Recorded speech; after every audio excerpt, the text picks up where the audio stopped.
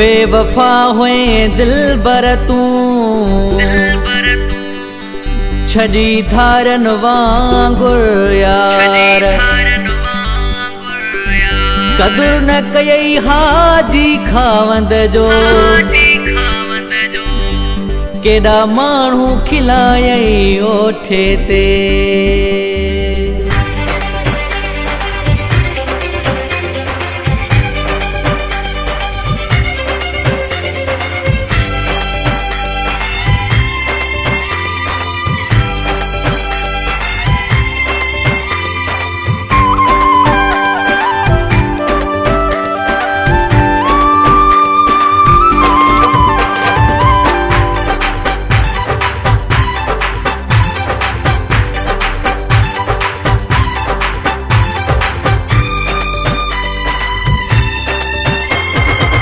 हाल मुँह पही जा बिनाया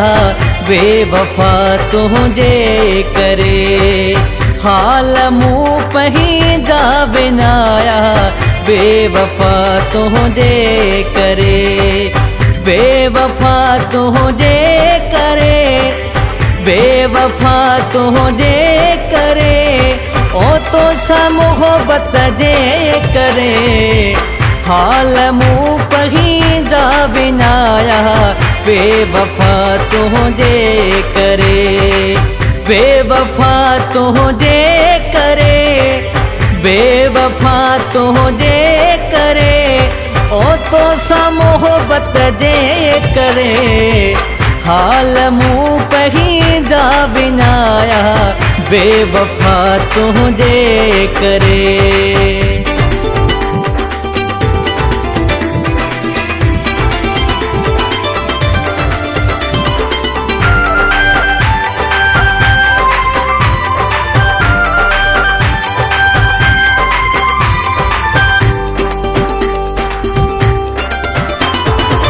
न हुई निभाइणो मूंखे डसीहा गाल्हि थोरी ते ये न रुसीहा है न हुई निभाइणो मूंखे डसीहा गाल्हि थोरी ते ये न रुसीहा पंजाबी थी विया हिल पराया बेवफा तुझे करे बेवफा तुझे करे ओ तो सा मोहब्बत जे करे हाल मुँह पही जा बिनाया बेवफा तुझे करे बेवफा तुझे करे बेवफा तुझे करे ओ तो सा मोहब्बत जे करे हाल मुँह पही जा बिनाया बेवफा तुझे करे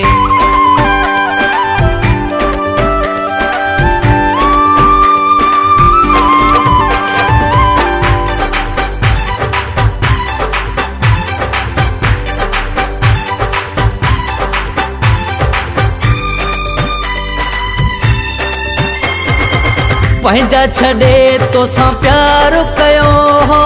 जिंदगी भर ते बार कयो हो है पंहिंजा छड़े तो सा प्यार कयो हो जिंदगी भर ते बार कयो हो ख्वाब मुहिंजा थिया अजाया बेवफा तुझे करे बेवफा तुझे करे ओ तो सा मोहब्बत जे करे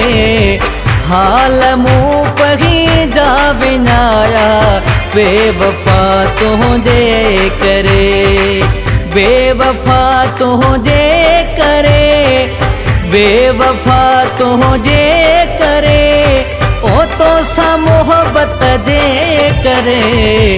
हाल मुँह पही जा बिनाया बेवफा तुझे करे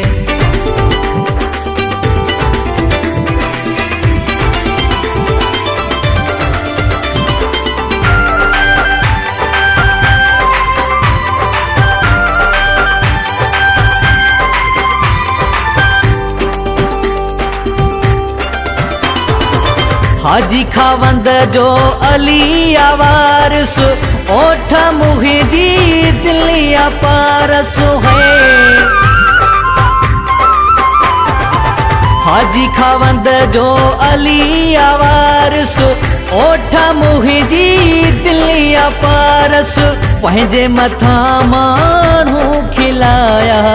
बेवफा तुंहिंजे करे बेवफा तुंहिंजे करे ओ तो सा मोहब्बत जे करे हाल मूं पंहिंजा विञाया बेवफा तुंहिंजे करे बेवफा तुंहिंजे करे बेवफा तुंहिंजे करे ओ तो सा मोहब्बत जे करे हाल मूं पंहिंजा विञाया बेवफा तुंहिंजे करे।